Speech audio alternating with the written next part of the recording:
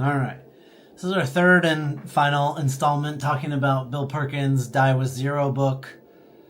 Very impactful on me, people in my world, Tiger 21 members. This is one of the more popular books, I think, of the last 5 years or so, 10 years maybe, with Tiger 21 members.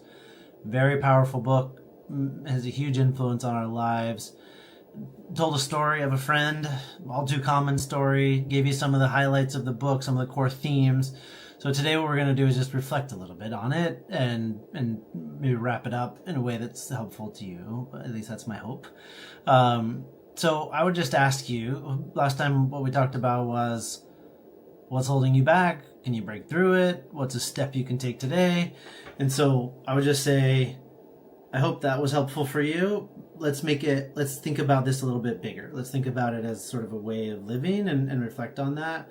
So if you think of life as a balance between working, saving, and spending, which is pretty common, that may be one of these things that's sort of holding you back from what you'd really like to be achieving and like to be doing, what's bringing you joy in your life and meaning.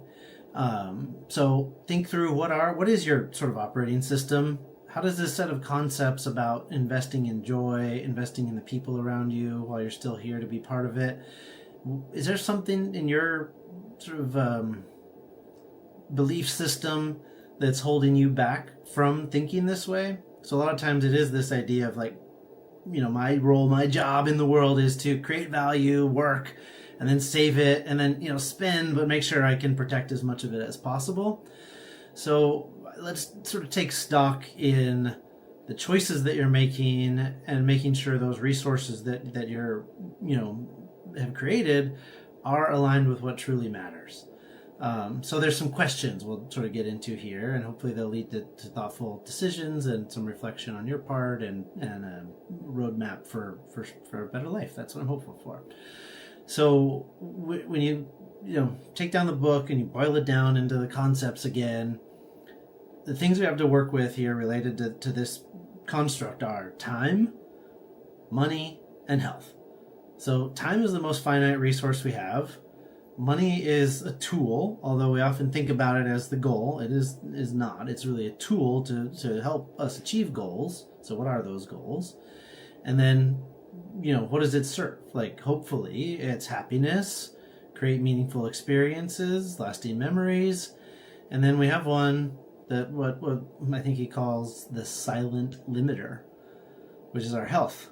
So you can have all the time in the world, you can have all the money in the world, but if your health is, sort of tanking, those other two don't matter as much. Most people that are in that position would trade all the time and all the money for some time that's healthy to do those few things that they care most about that maybe they didn't do when they had their health and the time and some resources together. So some things I'm going to ask for you to think about are sub questions below this major question, which is, are you maximizing your life for the things that you actually care about? So a way to sort of get here, like the path to solving for what the answer is to this, are a few things. So what's a past experience that you're really glad you invested in? Oftentimes in hindsight, it's not the thing you thought you would be excited to invest in that would turn out to be an amazing experience that you have so much, sort of positive emotion about. Oftentimes it's a bit of a surprise. So reflect back on those, not necessarily thinking through like, what did I think about so much and stack up and get so excited about, but what actually made you feel joy, experiences that you're really glad that you invested in. Sometimes they're not the ones you expect. So spend some time thinking through that, thinking through these experiences that really matter to you. And then what's one experience you've been putting off? We sort of worked on that already, but almost always we're holding something in that we haven't done, and it can be a signal for a whole part of our lives that we'd like to explore further that we haven't really gotten into. And then start to think about the who. Like, who in your world would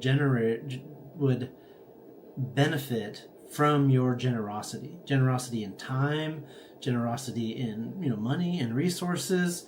Who in the world would benefit from that? And oftentimes that there may be surprises here too. Like, there may be people a little bit further out in the circles in your life where you're like, and taking great care of my family, kids, the next round beyond that, my extended family. But there may be people in that next circle that if you open up and think about investing in them, both in time and maybe financially, could really benefit. So try to think, all the way through, not just your closest circle, but further out as well. And so if you think through, what's worked for you, and what have you really cared about, and what do you see as creating joy and being aligned with your values and your vision for your life? What have you been putting off that contributes to that? And then who do you want to do those things with? Who do you want to maybe explore their interests with? Who do you want to invest in, both in time and financially? And so some ways of doing some of these things, once you've come up with a little bit of a plan, are thinking about your time buckets. Where are you at? What can you reasonably do in some period of time that you set out? And then invest in these memory dividends in this time. Make a plan, do the plan, and then aligning your spending with your values. Oftentimes we're just sort of stuck on a kind of a cycle of, I buy these things, I do these things, I do these experiences, I do them with these particular people. So reflect on these things. Start living intentionally, making these decisions about your time and your health and your finances in a planful way, and take action. So one of the things at the end of the book that Perkins reminds us of is the risk of inaction is often greater than the risk of taking bold steps. I would replace the word often. It is usually. The risk of inaction is usually greater than the risk of taking bold steps. I think that's true, because the idea of sort of inertia, if you're not doing something and you just sort of hang in, do what, sort of keep the normal routine, is, that's a kind of a way to kind of waste away. You got to be thinking through, like, what am I doing next? Where am I headed? What are my goals? And who do I want to share that with? So take a step today, do some reflection, and then take those steps and, pick up the phone. Think about who you want to do these things with, and bring those people into your life, and, take some risks on these fronts, and let me know how that goes for you. So remember that one small step today could lead to, sort of a rest of a lifetime, meaningful memories with people that you care about.